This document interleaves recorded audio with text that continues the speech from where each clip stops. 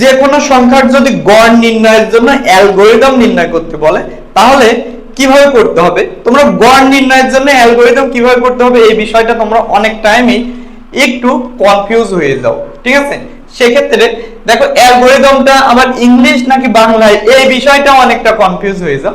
তোমাদের সকল প্রকার কনফিউজ দূর করতে আজকে আমাদের এই ক্লাসটি দেখো, আমাদের লেখা আছে দুটি সংখ্যার গড় নির্ণয় অ্যালগরিদম। তো আজকের এই ক্লাসটি যদি বন্ধুরা তোমরা করো তাহলে তোমাদের দুটি সংখ্যা বলুক, তিনটি সংখ্যা বলুক, 10টি সংখ্যা বলুক, এই গড় নির্ণয়ের 10টি সংখ্যা 5টি সংখ্যার গড় নির্ণয়ের যে সূত্র বা অ্যালগরিদম বলো, ঠিক আছে, সকল প্রকার কনফিউজ দূর হয়ে যাবে। যে কয়টি সংখ্যারই গড় নির্ণয় বলুক, এবং এটা ইংলিশে বলুক বা বাংলায় বলুক।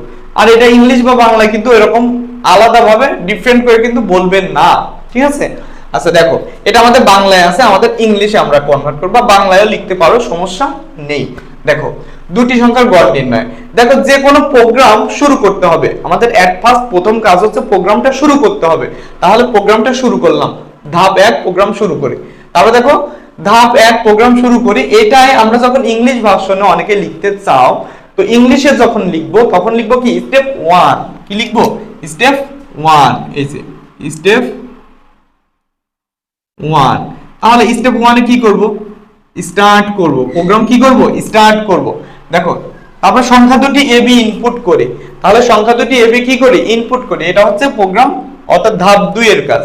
তাহলে এটার অ্যালগরিদম ইংলিশ ভার্সনে কি হতে পারে, তো ইনপুট a b, সিম্পল। যে স্টেপ 2 ইনপুট কি হবে, ইনপুট a, b। দেখো স্টেপ 2 তে input a b।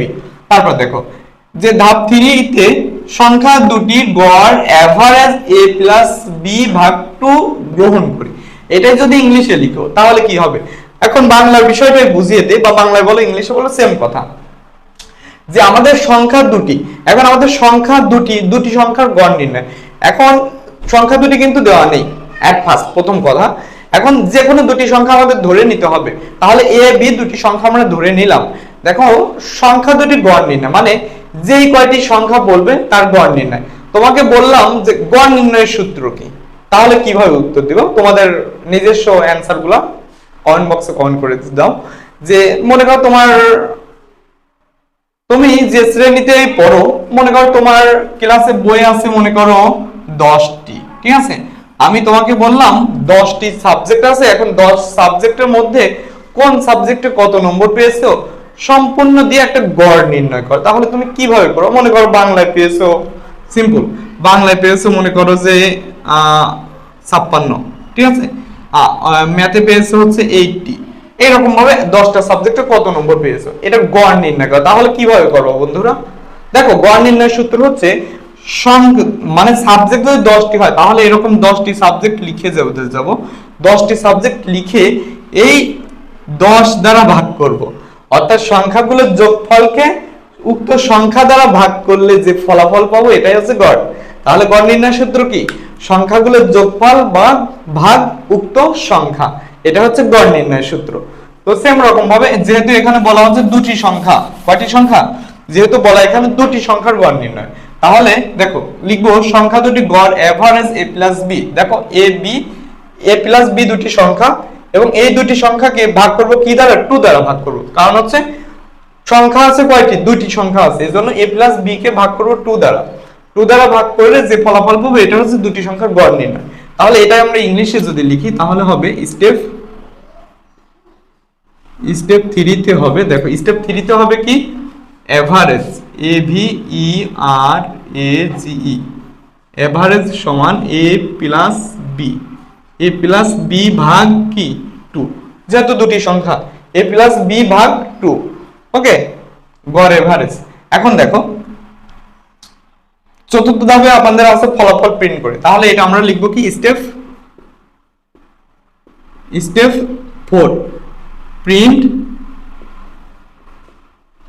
Average, a v e r a c e।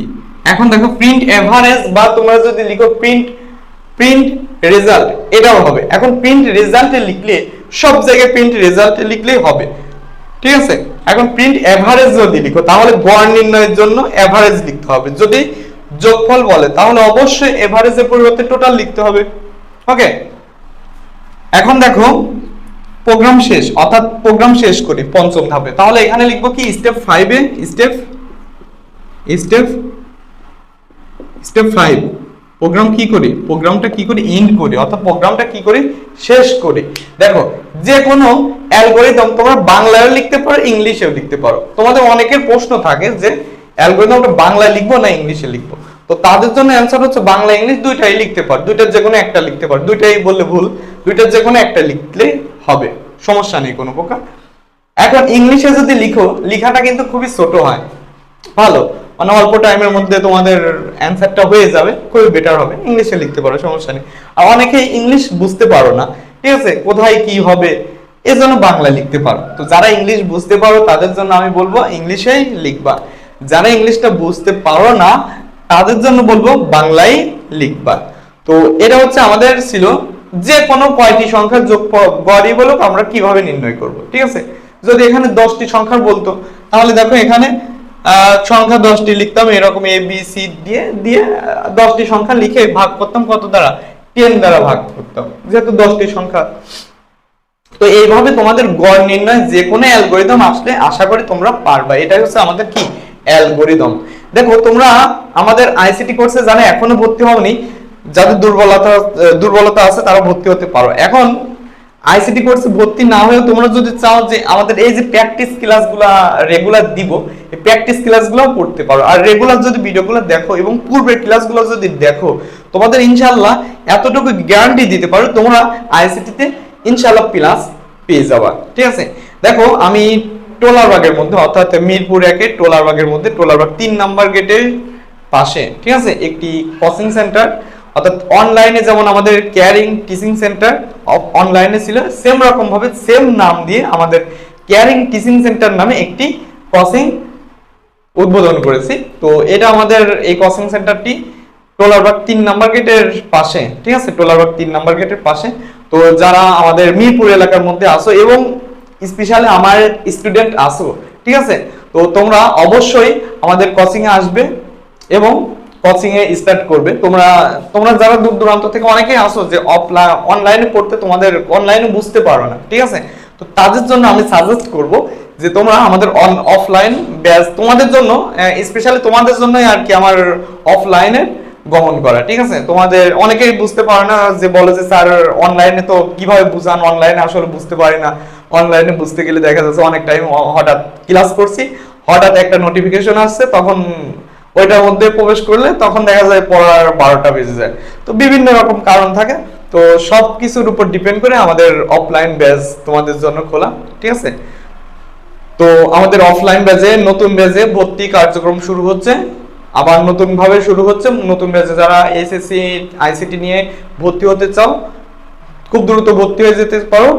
যারা 25 ব্যাচের শিক্ষার্থী আছো তারা এখনই দ্রুত ভর্তি হয়ে যাও, আর যারা 24 ব্যাচের শিক্ষার্থী আছো তাদের তো সময় খুবই সীমিত, ঠিক আছে, তোমরা আজকালের মধ্যে ভর্তি হয়ে যেতে পারো। খুব দ্রুত তোমাদের আমি খুব দ্রুত শেষ করে দিব যারা এখনো পড়োনি আইসিটি। তো দেখা হবে নতুন করে একটা ভিডিওতে, সে পর্যন্ত তোমরা সবাই ভালো থাকো, সুস্থ থাকো, আল্লাহ হাফেজ।